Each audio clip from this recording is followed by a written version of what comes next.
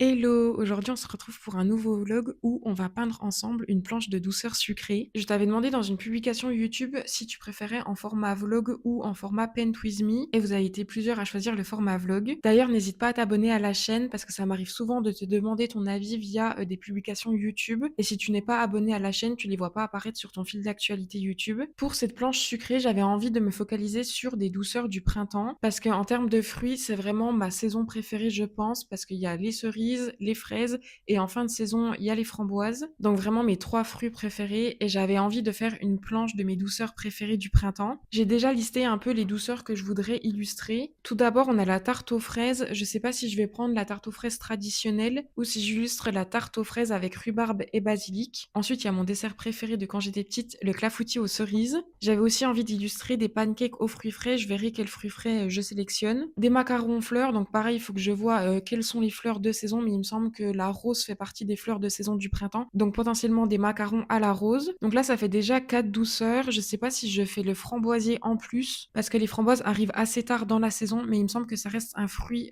du printemps. Donc je vais voir si je le fais ou pas, surtout que le framboisier, c'est vraiment mon dessert préféré. Ça me fait 5 douceurs si je rajoute du coup le framboisier. Pour l'instant, je vais partir avec cette base-là et je verrai si j'en rajoute d'autres. Là, ce que je vais faire et que j'aime beaucoup faire quand j'ai plusieurs éléments individuels que je vais illustrer sur une planche, c'est que je vais sur Canva, je crée une toile à la dimension de mon papier et je vais essayer différentes compositions pour ma planche. Je sais pas encore si je vais peindre en format vertical ou en format horizontal ma planche, mais bon, ça n'a pas vraiment d'importance parce qu'une fois que j'aurai numérisé ma planche, je pourrai redisposer un peu les éléments comme je veux avant de potentiellement imprimer la planche et de la mettre en vente. Mais j'ai quand même envie que l'illustration originale soit cool pour que je puisse l'afficher chez moi. C'est pour ça que je travaille quand même la composition avant et pour aussi voir si j'ai sélectionné assez d'éléments à illustrer. Je vais faire ça et on se retrouve juste après.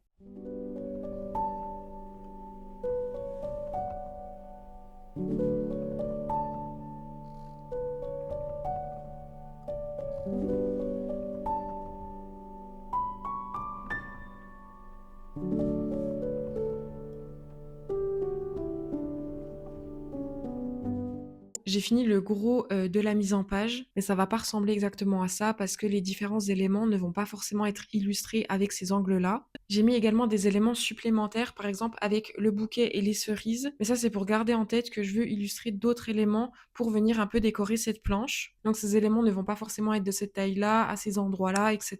Et en fait, ce qui va venir figer un peu ma composition, c'est l'étape de croquis sur mon papier basique. J'aime bien faire mes croquis sur du papier basique et ensuite je vais venir les décalquer sur mon papier d'aquarelle. Ça me permet déjà de pas trop abîmer le papier aquarelle en gommant, etc. Et ça me permet vraiment de peaufiner la composition finale.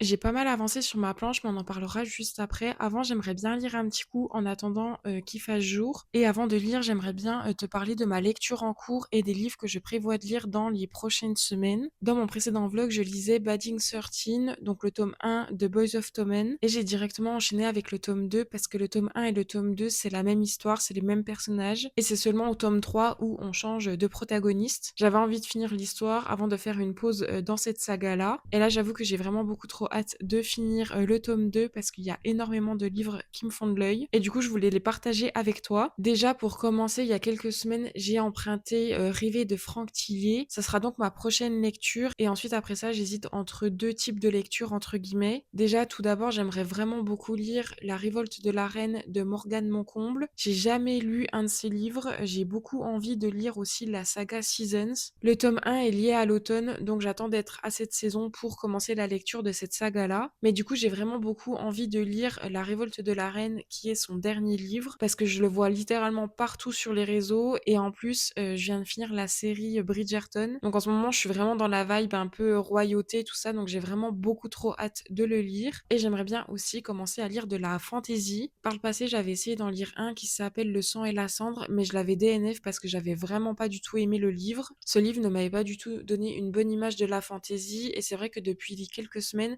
j'ai vraiment envie d'en lire. J'ai une amie qui m'a conseillé deux sagas. La première, c'est Le Prince Cruel. C'est la saga qui l'a fait tomber en amour justement de la fantasy. Et la deuxième saga qu'elle m'a conseillée, c'est Akotar. Donc on verra, mais si tu as des recos de livres one-shot de fantasy, n'hésite pas à me les dire en commentaire. Je pense que ça peut être pas mal de commencer avec un livre one-shot plutôt qu'une saga pour voir déjà si ça me plaît. Enfin bref, là je vais lire un petit coup. J'en suis à 69% du livre et je suis au chapitre 60. Là je pense que je vais lire une trentaine de minutes, donc on verra où j'en suis rendue à ce moment-là.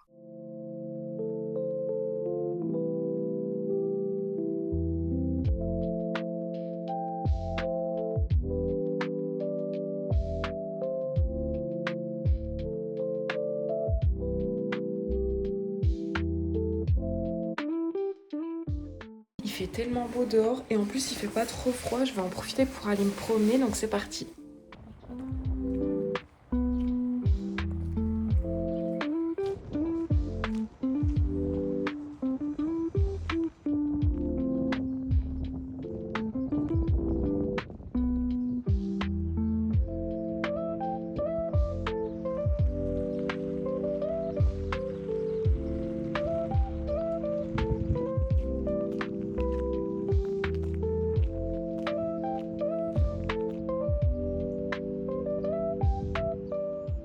Je ne m'en sors sûrement, ça fait tellement du bien, je fais vraiment le plein de vitamines là.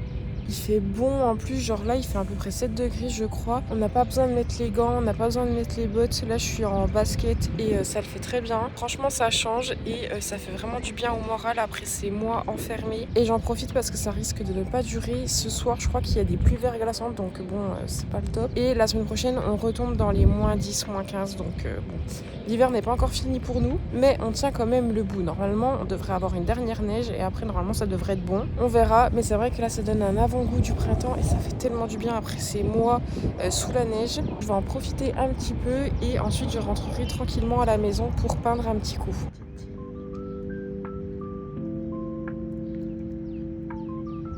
Ah oui, t'es beau.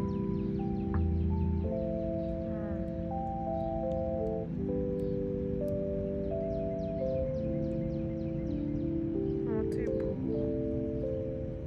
Je viens de rentrer de ma balade, ça m'a fait vraiment beaucoup de bien de me promener avec le soleil, tout ça, et il est temps de peindre un petit peu. Je voulais te montrer où j'en étais, donc j'ai fait les petits macarons avec toi, et ensuite de mon côté, j'ai également fait les dessins et l'ancrage de ces dessins-là. On a les pancakes, je sais pas si tu verras bien, la tarte aux fraises, et je voulais faire aussi une branche de fraisier, et je trouve que pour l'instant, ça rend super bien, j'ai trop hâte de voir avec la peinture. Dans ma vidéo Paint With Me de mes gaufres, une d'entre vous me demandait combien de temps j'avais mis pour faire, l'illustration et j'ai pas vraiment su lui répondre. Je crois que je lui avais dit 6 ou 8 heures par là, mais c'est vrai que je m'étais pas, chronométrée donc je pouvais pas vraiment savoir. Mais j'aurais tendance à dire que je prends beaucoup de temps à peindre. C'est vrai que je suis assez minutieuse et je vais vraiment dans les détails. Ça prend forcément beaucoup plus de temps pour peindre. Là, j'ai un peu de temps devant moi pour peindre, donc je vais voir ce que j'arrive à faire, cet après-midi, mais je n'ai pas envie de me mettre la pression par rapport à ça. Comme je te disais dans mon dernier vlog, en ce moment, c'est un peu compliqué avec ma créativité, avec, mon envie de peindre et cetera et je pense que c'est dû au fait que j'avais envie à chaque vidéo de créer une œuvre de A à Z avec toi. Sauf que ça me mettait quand même une certaine pression dans le sens où je sors quand même une vidéo par semaine et du coup, je me suis dit que je préférais quand même prioriser